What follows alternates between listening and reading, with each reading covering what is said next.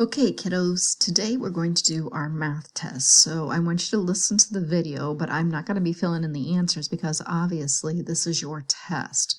And I expect you to do this without your mom and dad helping you. It should be pretty easy, and it's just like the review page that we did yesterday. So please try and do this without your mom and dad helping you, because I want to see how much you've learned of measurement, and I need to be able to check your work. All right, so grab your pencil and grab a ruler and grab your math page, and let's begin. Question number 1 says, circle the correct object.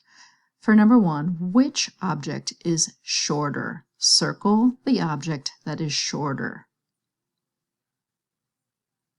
For number 2, circle the object that is longer. The top or the bottom, circle the object that is longer. For number 3, circle the object that is shorter. Circle the object that is shorter. For number 4, circle the boy that is taller. Circle the boy that is taller. For number 5, circle the object that holds more.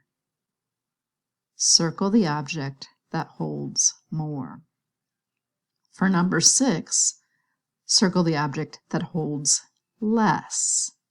That holds less. For number 7, you need your ruler. You need to place your ruler on the red line,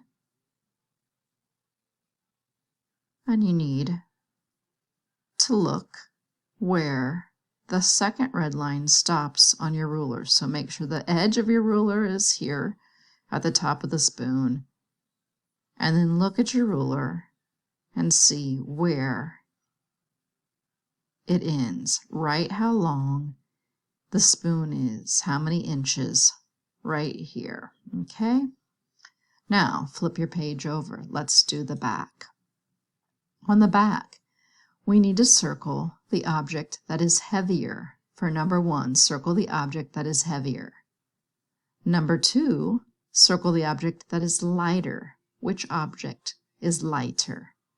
Number 3, we need to think about which one of these items is going to be measured in ounces. Ounces. Ounces is a very small unit of measurement for weight. So would it be a feather or the hen? Which one would I measure in ounces? For number 4, which one will I measure in pounds? The suitcase tag or the suitcase? Going on to number 5, I have a thermometer. I need to read the thermometer and determine which thing I would do on a day where the thermometer read this temperature.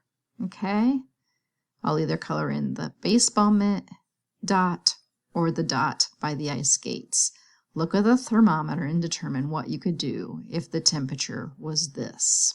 Okay, for number 6, our last question, it says write the temperature and circle the cooler thermometer. So I need to read both thermometers, and I need to write the temperature below each thermometer. After I've written each temperature, I need to circle which thermometer has the cooler temperature. Remember, when it's cooler, there's less red, and when it's hotter, there's more red. Finish your test completely. Go over it. Check to make sure that you've answered all the questions neatly and completely. Then what I need you to do is I need you to take a picture of both sides of your test and send it to my email, or you can scan it. Good luck.